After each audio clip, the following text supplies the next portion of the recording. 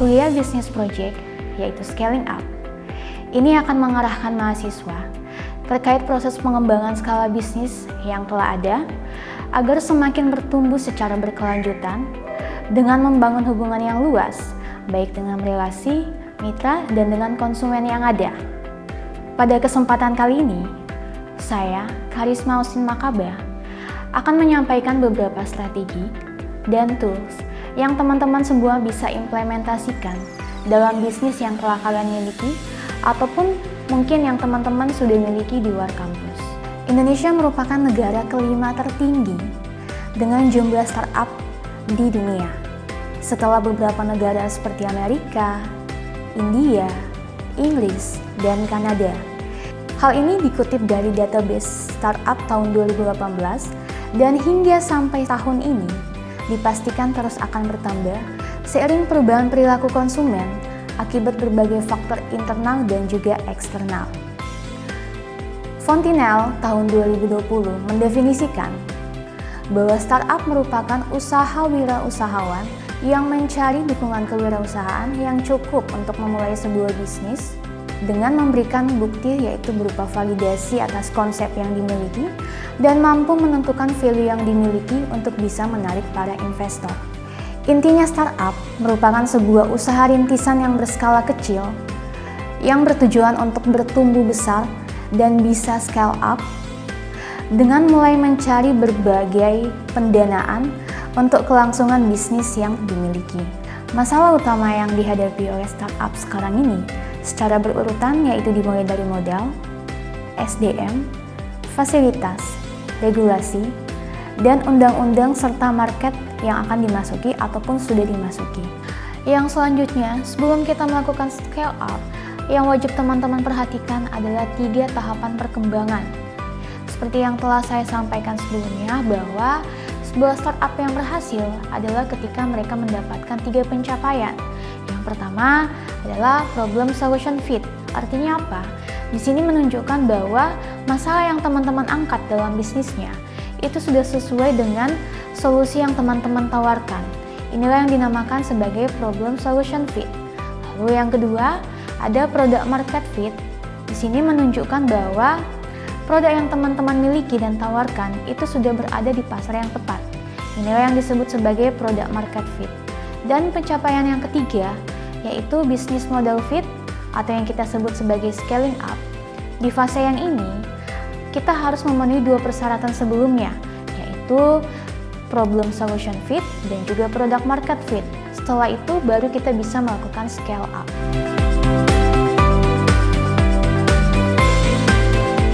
Ketika startup sudah melakukan sejumlah aksi publikasi dan pemasaran terhadap pengguna awalnya, maka tahap selanjutnya startup perlu melakukan validasi untuk model bisnisnya berdasarkan beberapa hal yang teman-teman perlu perhatikan. Antara lain, berdasarkan jenis sumber pendapatan, dan yang kedua, tingkat harga yang telah ditetapkan, dan yang ketiga, efisiensi kerjasama yang dijalani, dan yang terakhir adalah channel yang digunakan. Tujuannya adalah untuk bisa mendapatkan profit yang ditargetkan agar bisnis bisa bertahan jangka panjang dan juga berkelanjutan. Startup yang scale up mampu melakukan loncatan perkembangan yang lebih tinggi dan cepat dibanding fase sebelumnya. Salah satunya adalah melakukan pengembangan secara internasional. Nah, untuk melakukan hal tersebut, maka perlu memperhatikan berbagai aspek, salah satunya dari aspek legal. Untuk bisa melakukan scale up, maka terdapat beberapa tools yang bisa mahasiswa adopsi dan implementasikan dalam bisnis yang telah dibangun. Antara lain, internal dan external growth strategy, dan yang kedua, technology adoption life cycle, yang ketiga, ownership location internationalization, yang keempat, matrix BCG, dan yang kelima, porter generic strategies, dan yang keenam, analisis video, dan yang ketujuh yaitu UX operation. Untuk toolsnya, teman-teman dapat sesuaikan dengan kebutuhan bisnis teman-teman dan juga dapat melihat di RPS yang telah terlampir tools apa saja yang bisa kita gunakan untuk tiap sesinya. Salah satu strategi yang disampaikan oleh Verne Arnis tahun 2014 dalam bukunya yang berjudul Scaling up, how a few companies make it, and why the rest don't. Ada beberapa aspek yang teman-teman harus perhatikan ketika ingin melakukan scale up pada sumber daya manusia yang teman-teman miliki. Terdapat 3 pihak yang ada di dalam perusahaan. Yang pertama adalah leaders. Strategi yang teman-teman dapat gunakan yaitu yang pertama, one page personal plan atau rencana pribadi dalam satu halaman, yang mana di sini setiap pemimpin harus memeriksa 4 bidang utama yang dimiliki dalam hal kehidupan, pekerjaan, untuk memastikan apakah tujuan pribadi mereka dapat tercapai atau sebaliknya.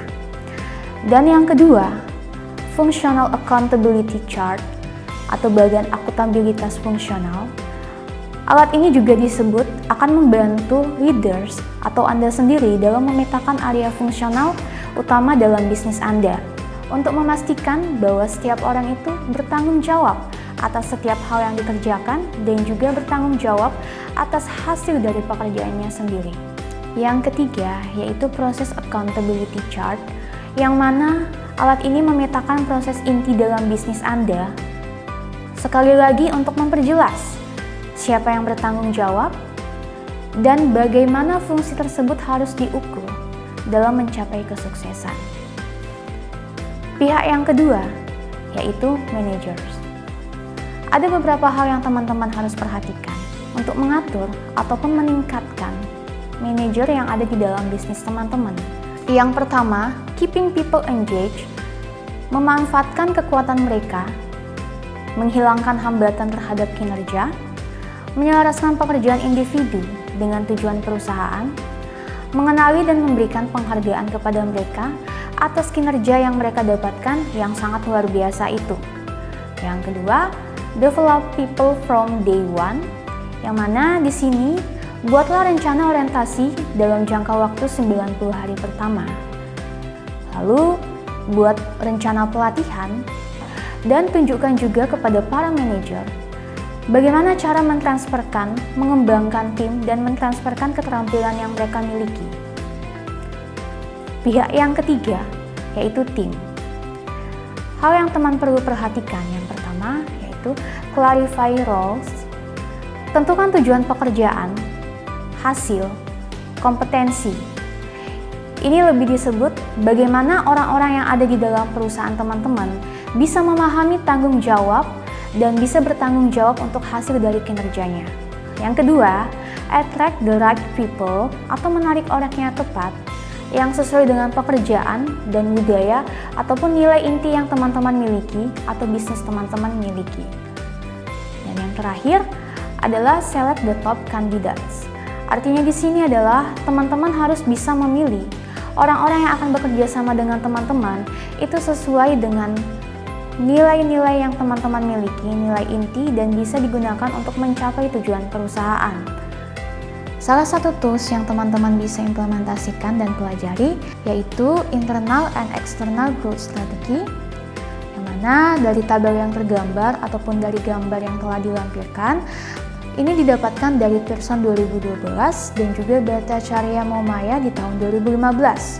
Mana tools ini dapat digunakan ketika perusahaan ingin memperluas operasinya, baik dengan mengandalkan sumber daya dan kapabilitas usaha sendiri, yaitu dari sisi internal, maupun mengandalkan koneksi atau interaksi dengan pihak ketiga, atau yang kita sebut dengan eksternal. Berdasarkan gambar yang teman-teman telah lihat, di sini ada beberapa opsi, bagan, yang teman-teman bisa lihat ke dalam 2 bentuk. Yang pertama itu opsi strategi internal, atau yang kita sebut sebagai organik, strategi organik. Yang kedua, opsi strategi eksternal, atau yang kita sebut sebagai strategi inorganik. Dalam tools ini, 2 opsi strateginya terbagi menjadi 2 berdasarkan teori modern dan juga teori tradisional. Untuk teori modern pada opsi strategi internal, itu terdapat berbagai strategi yang teman-teman bisa gunakan, implementasikan sesuai dengan kebutuhan bisnis teman-teman. Yang pertama, new product development, dan yang kedua, other product related strategies, dan yang ketiga, international expansion. Lalu, untuk opsi strategi internal berdasarkan teori tradisional, yang disampaikan oleh Ansoff pada tahun 1957, ada beberapa strategi yang teman-teman bisa implementasikan. Yang pertama itu adalah new products, yang kedua new market, yang ketiga new pricing, yang keempat new user, yang kelima itu diversification horizontal, concentric, dan conglomerate, dan yang keenam integration vertical, forward, dan backward. Lalu selanjutnya ada opsi strategi eksternal atau yang kita sebut sebagai strategi organik. Kita lihat dari teori modern. Terdapat 4 strategi yang teman-teman bisa pelajari dan implementasikan sesuai dengan kebutuhan bisnisnya, yaitu yang pertama merger and acquisition, yang kedua licensing, yang ketiga strategic alliance and joint venture, dan yang keempat franchising. Lalu kita lihat dari teori tradisional yang disampaikan oleh Hamildos and Prahalat tahun 1989. Setidaknya ada 3 strategi eksternal yang dapat teman-teman gunakan. Yang pertama itu merger, yang kedua acquisition, dan yang ketiga collaboration, joint venture, alliance, and partnership. Tools yang selanjutnya yang teman-teman bisa gunakan yaitu kita bisa sebut sebagai tools OLI. Tools ini digunakan ketika perusahaan memutuskan untuk memasuki pasar tertentu, sehingga perusahaan diharuskan untuk memilih strategi mode masuk yang tepat. Misalnya, ketika perusahaan ingin melakukan pengembangan bisnis dengan melintasi perbatasan domestik dan mengalokasikan kembali kegiatan rantai nilai tertentu di luar negeri. Menurut paradigma OLI yang ditemukan pertama kali oleh Dunning tahun 1979, perusahaan membutuhkan 3 keunggulan agar dapat berhasil terlibat dalam FDI atau yang kita sebut sebagai investasi asing secara langsung. Untuk pertanyaan keunggulan yang pertama, ini mengenai kepemilikan atau ownership, yang mana keuntungan kepemilikan menjawab pertanyaan tentang mengapa hanya beberapa perusahaan tetapi yang lainnya tidak bisa masuk ke pasar luar negeri. Pertanyaannya kurang lebih seperti ini. Apakah sumber daya tertentu yang dimiliki itu berharga, langka, sulit ditiru, dan tertanam secara organisasional? Jika iya, maka perusahaan memiliki keunggulan kompetitif yang tinggi dibandingkan pesaingnya. Jika jawabannya tidak, maka bisnis teman-teman ataupun perusahaan tetap harus berada di pasar domestik. Lalu, pertanyaan keunggulan yang kedua mengenai location atau lokasi. Keunggulan lokasi fokus pada pertanyaan tentang di mana perusahaan memilih untuk ditempatkan. Pertanyaannya kurang lebih seperti ini. Apakah ada keuntungan di pasar yang akan kita masuki ini? Jika jawabannya iya, maka mungkin kita akan menarik untuk melakukan kegiatan rantai nilai di luar negeri, baik melalui licensing, franchising, ataupun FDI. Tapi, jika lokasi tersebut tidak memiliki keunggulan, maka kita akan lebih baik ataupun manajemen lebih baik mempertahankan produksi dalam negeri dan mengekspor saja keluar. Karena ketika kita tetap memaksakan untuk berada di lokasi yang tidak unggul bagi kita, maka tidak akan menguntungkan bagi kita sendiri. Keunggulan yang selanjutnya yaitu mengenai internalisasi. Keuntungan internalisasi mempengaruhi bagaimana perusahaan memilih untuk beroperasi di negara asing, menukar tabungannya dalam transaksi, menahan dan membantu biaya dari anak perusahaan yang dimiliki sepenuhnya, melawan keuntungan dari mode masuk lainnya seperti ekspor, perizinan, atau usaha patungan. Pertanyaan yang terkait dengan keunggulan ini yaitu, apakah lebih menarik melakukan aktivitas rantai nilai di dalam sebuah perusahaan daripada menjalankannya dengan pihak ketiga, atau dengan kata lain, rantai nilai kita dijalankan oleh pihak ketiga? Jika jawabannya iya, maka perusahaan harus tetap mengendalikan kegiatannya dan terlibat dalam FDI.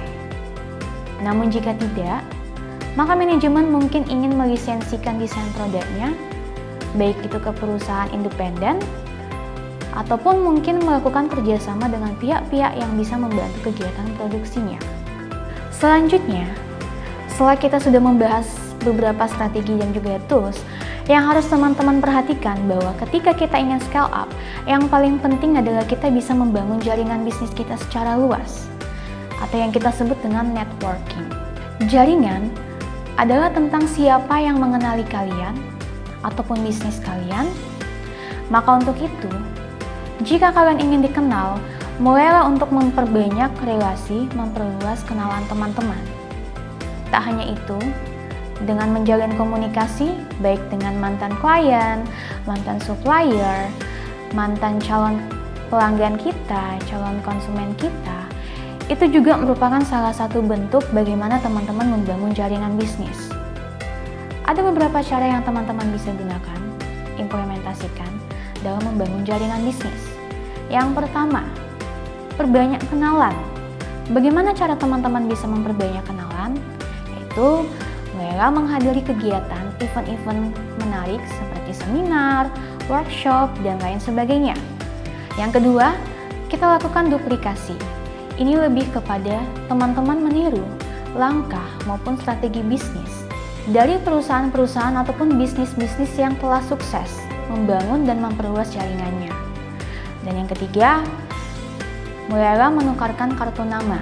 Penting bagi teman-teman, walaupun sekarang bisnisnya masih sangat kecil, penting bagi kalian untuk memiliki kartu nama, sehingga ketika kalian bertemu dengan pihak-pihak yang penting ataupun orang penting di berbagai kegiatan, teman-teman bisa memberikan kartu nama. Itu salah satu bentuk dasar teman-teman bisa memperluas jaringannya. Yang selanjutnya, memberikan dukungan bagi rekan bisnis untuk memperoleh kedekatan. Yang selanjutnya, sharing satu bidang yang kalian kuasai di berbagai media sosial, sehingga orang yang sama kemungkinan besar akan menghubungi teman-teman. Dan yang selanjutnya, mulailah membangun jaringan kalian dengan menggunakan sosial media. Sosial media tidak hanya digunakan untuk menjual produk, tetapi di situ juga teman-teman bisa membagikan, bisnis teman-teman sudah bisa membagikan hal-hal yang sesuai dengan diri teman-teman, sehingga masyarakat yang memiliki ketertarikan yang sama bisa menghubungi kalian melalui media sosial. Yang selanjutnya adalah percaya diri. Selanjutnya mengikuti perkumpulan, baik itu berupa asosiasi dan lain sebagainya. Dan yang terakhir dan yang paling penting, mulailah menyebarkan proposal atau sekedar email, pesan yang isinya memperkenalkan bisnis kalian dan bisa menampilkan atau menjabarkan tujuan kalian terhadap calon jaringan tersebut. Selanjutnya kita masuk ke strategi, yaitu bagaimana cara kita scaling up strategy, the core value, purpose, and kompetensi. Pada kali ini akan dimulai dengan dua pertanyaan. Yang pertama, bisakah Anda menyatakan strategi perusahaan Anda secara sederhana? Yang kedua, apakah strategi yang teman-teman miliki mampu mendorong pendapatan ataupun margin kotor yang berkelanjutan? Nilai-nilai inti yang kita sebut juga sebagai the core value merupakan aturan dan batasan yang akan mendefinisikan budaya dan kepribadian perusahaan serta akan memberikan sebuah tes, baik itu boleh ataupun tidak boleh, untuk semua perilaku dan keputusan semua orang yang ada di dalam sebuah perusahaan. Maka dari itu, sangatlah penting bagi para manajer puncak untuk memberikan contoh, memastikan perilaku dan keputusan mereka sejalan dengan nilai-nilai dan budaya yang berkembang di dalam perusahaan. Baik, jika nilai-nilai inti atau the core value adalah jiwa dari perusahaan, maka tujuan inti adalah tentang bagaimana perusahaan bisa merealisasikan nilai-nilai inti tersebut dan mengimplementasikannya di dalam bisnis. Dan yang selanjutnya, kompetensi inti. Ada 3 hal yang teman-teman harus perhatikan. 3 hal ini menunjukkan bahwa teman-teman telah memiliki kompetensi inti. Yang pertama, produk atau bisnis teman-teman tidak mudah ditiru oleh pesaing. Yang kedua, dapat digunakan kembali secara luas untuk produk dan pasar atas kompetensi yang teman-teman miliki. baik itu kompetensinya nanti dalam hal sumber daya manusia dan lain sebagainya. Yang ketiga, harus memberikan kontribusi terhadap manfaat, pengalaman pada pelanggan akhir, dan juga pada nilai produk atau layanan kepada pelanggan. Dan yang terakhir adalah tentang bagaimana bisa membangun nilai inti, tujuan, dan kompetensi teman-teman atau kompetensi yang bisnis teman-teman miliki agar tetap hidup dan berjalan. Yang pertama, harus bercerita. Berikan cerita yang akan memberikan penjelasan tentang nilai inti yang mungkin tidak tampak dan samar namun bisa tersampaikan dengan baik. Yang kedua, dalam bentuk rekrutmen dan seleksi. Di sini, perusahaan harus bisa ataupun bisnis harus bisa merancang pertanyaan wawancara dari penilaian untuk menilai kandidat apakah kandidat tersebut selaras dengan nilai-nilai perusahaan. Tak hanya itu, dalam proses perekrutan juga harus didasarkan pada nilai-nilai, baik itu nilai inti dan juga prosesnya harus sesuai dengan budaya yang berkembang di dalam perusahaan. Dan yang selanjutnya adalah proses orientasi. Di sini proses dilakukan dengan tepat sesuai dengan budaya dan tujuan perusahaan. Dan yang lainnya yaitu penilaian kinerja dan buku pedoman. Di sini, sebuah bisnis setidaknya harus memiliki kerangka kerja berdasarkan nilai-nilai yang dimiliki sebagai dasar untuk melakukan penilaian, dan juga harus memiliki buku pedoman yang akan dipegang oleh semua sumber daya manusia yang ada di dalam perusahaan, sehingga nantinya mengatur mereka dan bisa mengatur tindakan yang mereka akan lakukan. Lalu, yang selanjutnya itu memberi pengakuan dan penghargaan. Memberi pengakuan dan penghargaan ini didasarkan tetap pada nilai inti yang dimiliki oleh perusahaan. Lalu yang selanjutnya itu buletin. Gunakan kata dari nilai inti untuk bisa menghasilkan judul-judul yang menarik. Lalu yang selanjutnya adalah tema. Ciptakan ritme yang menjadi nilai inti, yang mana ritme ini atau tema ini akan selalu diingat ketika kita mengulanginya. Dan yang terakhir dan yang paling penting adalah penguatan sehari-hari. Di sini, manajer berfungsi untuk bisa memperkuat nilai dan tujuan perusahaan melalui pengambilan keputusan yang didasarkan dari rutinitas yang telah dilaksanakan sebelumnya.